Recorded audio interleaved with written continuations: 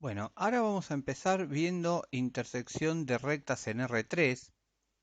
Eh, Va a haber distintos casos, al igual que en R2. ¿Se acuerdan que teníamos la posibilidad de rectas concurrentes, que significaba que se cruzaban en un punto? Rectas paralelas. Acá el caso de rectas paralelas en el gráfico se dibujan dos rectas paralelas no coincidentes, pero existe la posibilidad de que las rectas sean coincidentes, o sea, sean paralelas, pero coincidan en todos los puntos. Y un concepto nuevo que es de rectas alargadas. Acá aparece un gráfico con un cubo que trabaja en R3, que me parece el más indicado para explicar todos los conceptos estos. Entonces, lo primero que vamos a analizar es qué posibilidades tenemos para después ver cómo resolver eso. Entonces, yo acá voy a agregar una recta que vamos a dibujarla acá. Acá voy a tener una recta. Y lo que voy a hacer con R3 es remarcarla, hacerla más gruesita, después van a ver por qué. ¿Tá?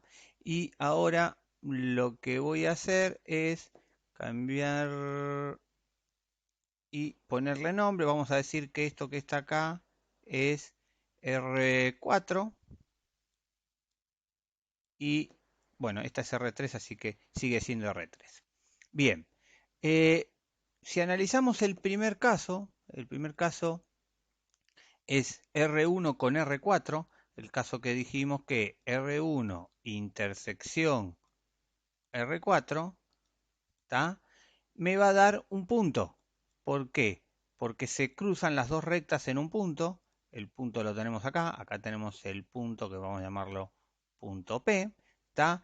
Entonces, cuando resolvamos el sistema de ecuaciones, porque recuerden que R1 va a tener una ecuación que la representa, R4 va a tener una ecuación que la representa, y obtener la intersección no va a ser nada más ni nada menos que resolver ese sistema de ecuaciones. Entonces, ese sistema de ecuaciones, en el caso de que las dos rectas se crucen, va a ser un sistema compatible porque tiene solución, determinado porque lo puedo determinar porque tiene una única solución. ¿Estamos de acuerdo? Otro caso es R1 con R3. R1 con R3 son rectas paralelas, paralelas no coincidentes. Eso significa que R1 intersección R3 me está dando conjunto vacío. ¿Estamos de acuerdo? Bien, ¿eso por qué? Porque como no tienen ningún punto en común, el sistema de ecuaciones va a ser un sistema incompatible, es decir, no tiene solución. Bien, acá me gustaría agregar un nuevo concepto. Va, no nuevo, ya lo conocen del ingreso, pero bueno, voy a agregar una recta este, que va a ser coincidente en realidad.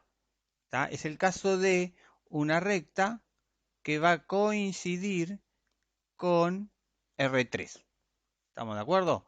Entonces, esta recta que la vamos a llamar este, R5 sería, ¿verdad?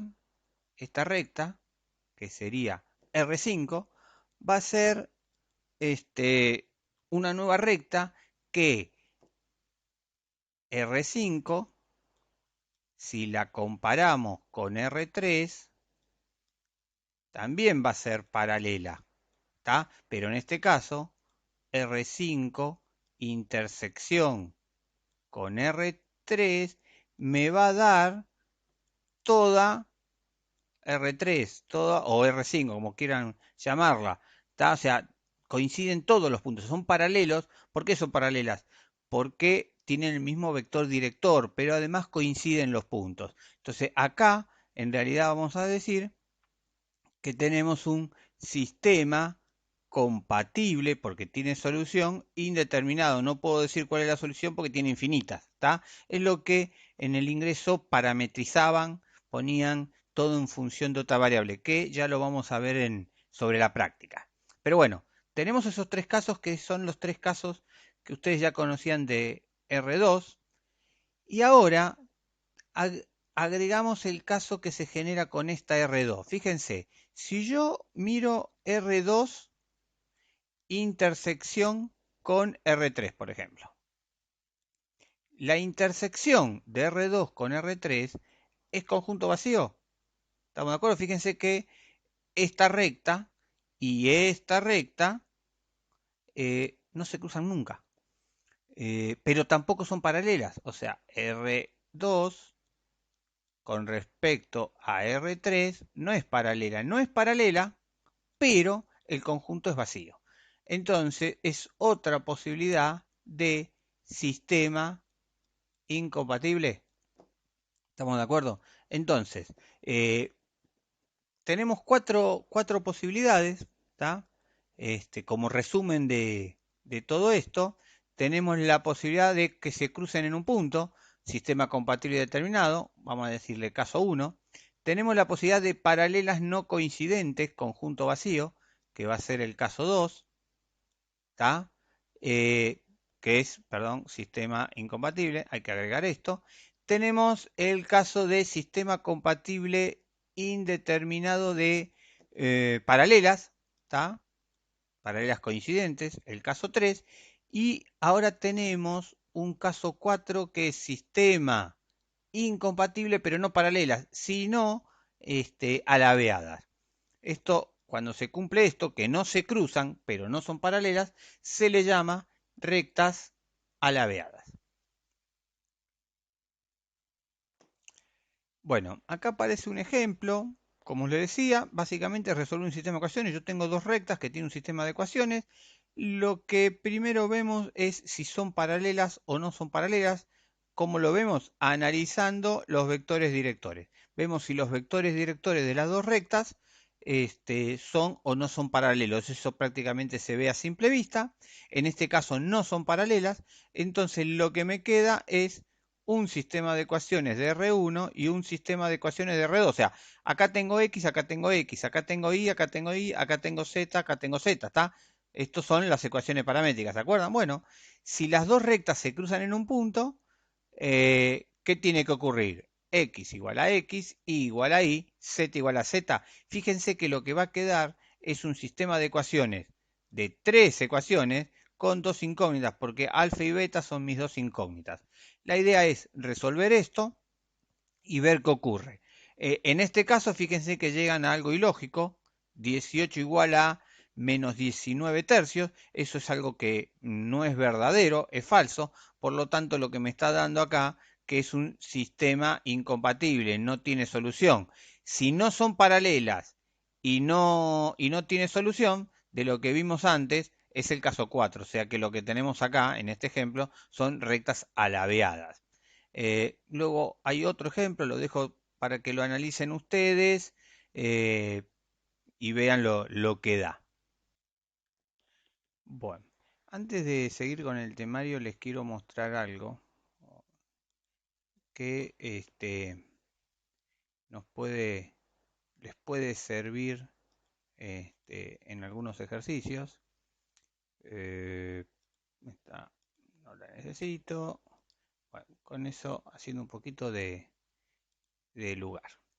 Bien, fíjense lo siguiente. Yo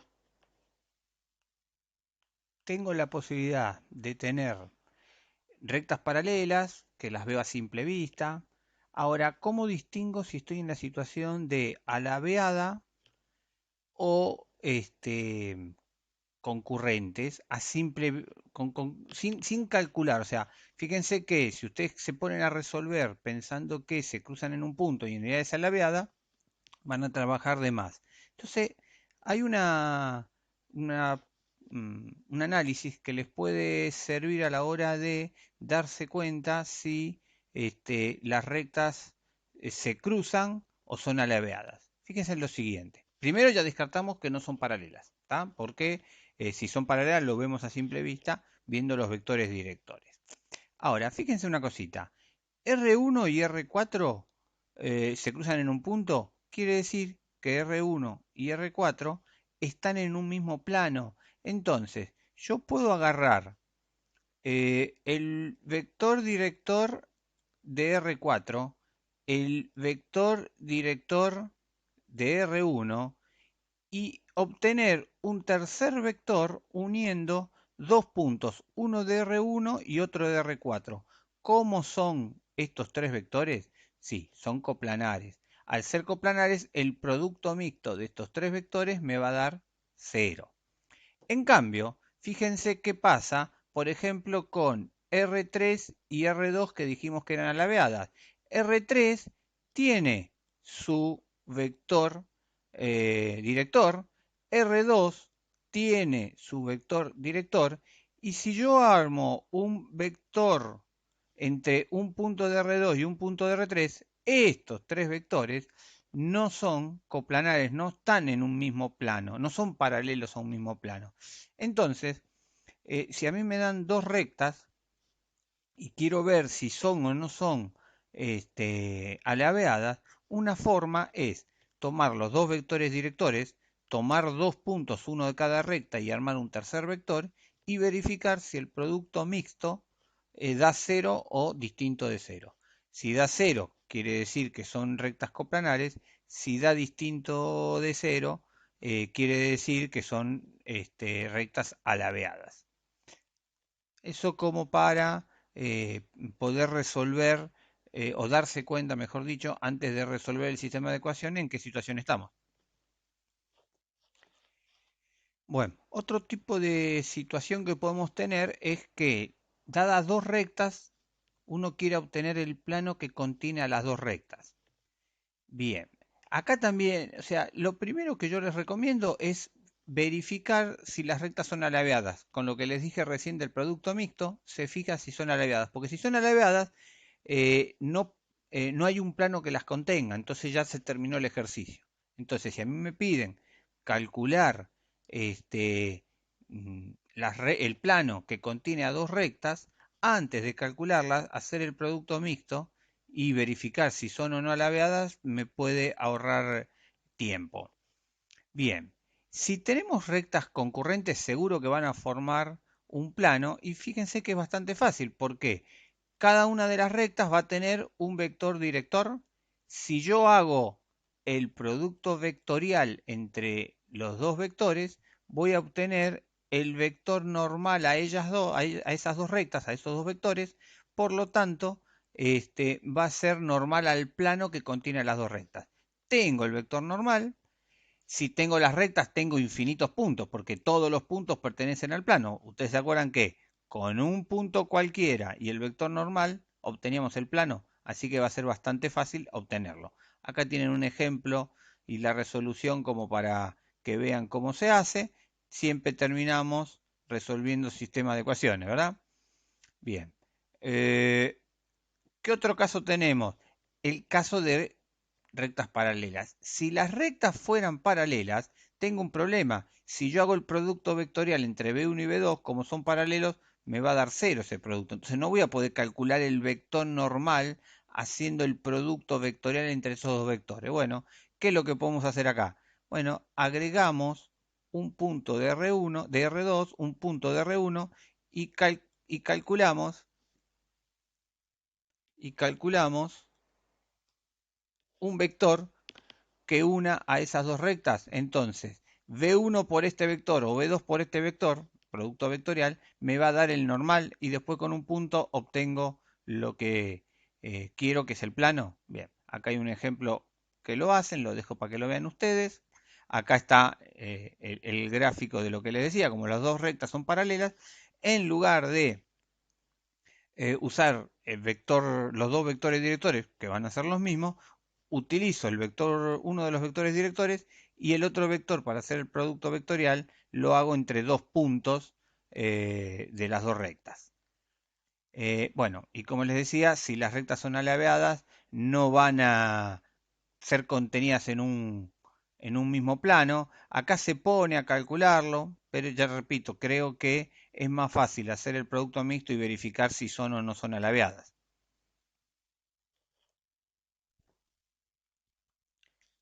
Ángulo entre dos rectas. Creo que es bastante obvio que si yo tengo dos rectas y quiero calcular el ángulo que hay entre las dos rectas, va a ser igual a el ángulo que hay entre los dos vectores directores de esas rectas. O sea que se va a calcular igual que el ángulo entre